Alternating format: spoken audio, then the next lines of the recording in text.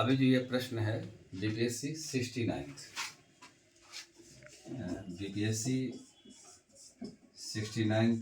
का एग्जामिनेशन है। पहले किसी भी छात्रों को अध्ययन करने के लिए पहले प्रीवियस ईयर क्वेश्चंस को उल्टा के देखना चाहिए। क्वेश्चन पूछने की क्या प्रवृत्तियां रही है, यदि इस प्रवृत्ति को हम समझ लेते हैं तो ये मुझे क्वेश्चन लिखने की समझने की क्षमता का विकास हो सकता है। ये शॉर्ट क्वेश्चन में दिया गया है, ये 8 नंबर का प्रश्न है। इस बात को ध्यान में रखना है, समय का प्रबंधन को भी मैनेजमेंट करना है। समय प्रबंधन को ध्यान में रखते प्रश्न बनाएंगे। तो किसी भी प्रश्न को पहले हम समझने का कार्य करें कि कैसे इसको समझा जाता है। जैसे इंट्रोडक्शन क्लास में बताए थे, यदि आपकी समझ अच्छी है तो एग्जामिनर भी समझता है कि हाँ, समझ यदि अच्छा तो क्वेश्चन लिखा भी ठीक ही होगा। तो पहली लाइन अपनी समझदारी से होनी चाहिए। तो पहले समझदारी इसको कैसे निकालेंगे, ऐसे देखिए। क्वेश्चन कहता है कि भारतीय संविधान से संबंधित, तो कहीं बाहर की बात नहीं जाना है। कॉन्स्टिट्यूशन, इंडियन कॉन्स्टिट्यूशन के भीतर में मूलभूत ढांचे सिद्धांत, मूल ढांचे सिद्धांत का जो मूल ढांचा है, क्वेश्चन कहाँ आ गया, एक मुद्दा आ गया, मूल ढांचा, भारतीय संविधान का मूल ढांचा। इस सिद्धांत को ही आलोचनात्मक मूल्यांकन करना है। सच मायने में इसमें 2-3 बात आता है जिसको आपको बार बार नजर में रखना होगा। एक आ गया भारत का संविधान, इस संविधान के भीतर मूलभूत ढांचा सिद्धांत का वर्णन है, तो वो क्या है। तो पहले आप मूलभूत ढांचा को काट कर निकालिए, क्या है। इसका कहता है कि फिर आलोचनात्मक मूल्यांकन करना है, तो ये दूसरा बात है, क्या होना चाहिए। मूल्यांकन हो गया, बस काम खत्म हो गया। तो 2 बिंदु ही है इस पे लिखने का, लेकिन आपको संविधान के कॉन्टेक्स्ट में आपको लिखना है। तो पहला मूलभूत ढांचा क्या है। मूलभूत ढांचा की पहली अवधारणा केशवानंद भारती बनाम केरल राज्य में सरोज नले ने किया, जिसमें कहा कि संसद में संविधान को में संसद को अधिकार है कि वह सभी भाग में संशोधन कर सकती है, लेकिन मूलभूत ढांचे में नहीं कर सकती है।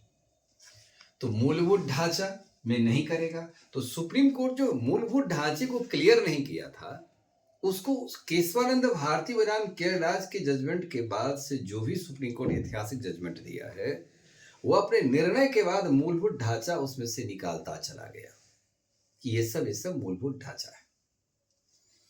संसद पहला संविधान संशोधन 1951 में प्रावधान बनाया, 9वीं अनुसूची का सृजन कर दिया, और संसद ने कहा इसमें जिस विषय वस्तु को हम जोड़ेंगे उसकी व्याख्या सुप्रीम कोर्ट नहीं करेगी। लेकिन केशवानंद भारती में सुप्रीम कोर्ट ने जजमेंट पे यह भी समीक्षा करते हुए कहा था कि यदि मूलभूत ढांचा से संबंधित संशोधन करेगा तो हम उसकी नई समीक्षा करेंगे। मुद्दा आ गया मूलभूत ढांचा की लड़ाई पर।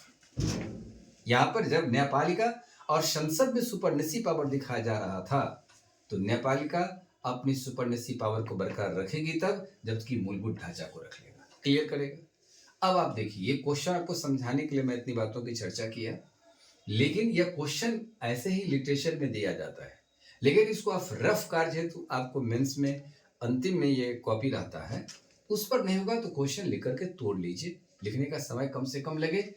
तो यह देखिए कि भारतीय संविधान, मूलभूत ढांचा, आलोचनात्मक, बस 3 मुद्दा इसमें से निकलता है। तीनों को सीक्वेंस में सजा लीजिए, क्वेश्चन लिख जाएगा।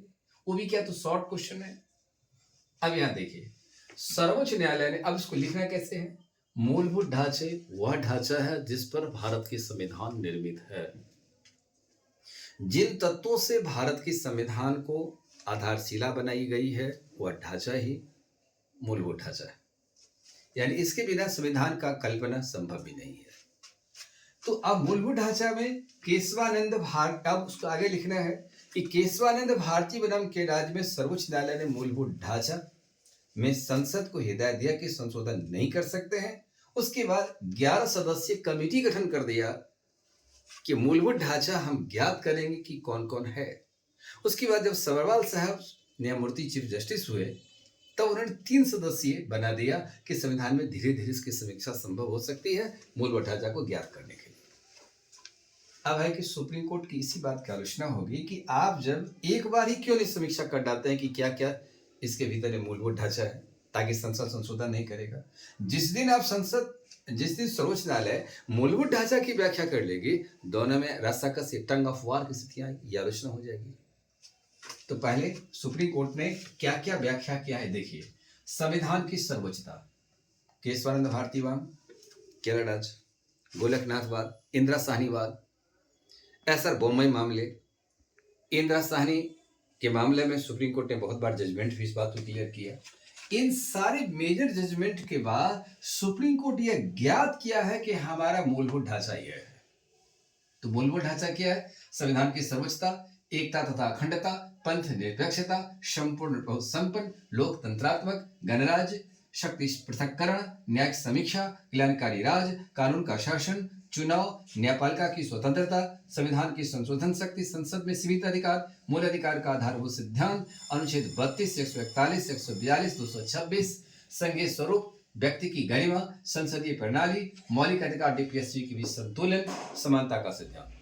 ये इसकी व्याख्या है और ये व्याख्या में जुटी हुई है। 11 सदस्यीय कमेटी की गठन, न्यायमूर्ति 11 सदस्यीय खंडपीठ की गठन कर दिया। फिर सब्रवाल साहब ने इसको शॉर्ट करके 3 सदस्यीय खंडपीठ कर दिया कि इस पर हम समीक्षा करें, सुप्रीम कोर्ट अभी भी जारी रखी। अब इस बात को देखिए, अब कहता है कि ये मूलभूत ढांचा है, संविधान की मूलभूत ढांचा है, तो ये आपको ये सारे बिंदु लिखना होगा।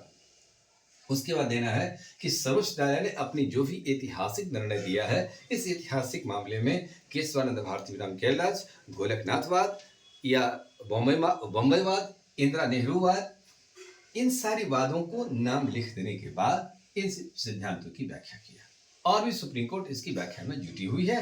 3 सदस्यीय खंडपीठ काम कर रही है। अब आलोचना करिए कि आलोचना इसकी क्या होनी चाहिए। जहां पर क्रिटिसाइज पक्ष में लिखा जाता है, आलोचना करेंगे तो पहले पॉजिटिव बात को लिखने के बाद ही उसका निगेटिव की जाती है।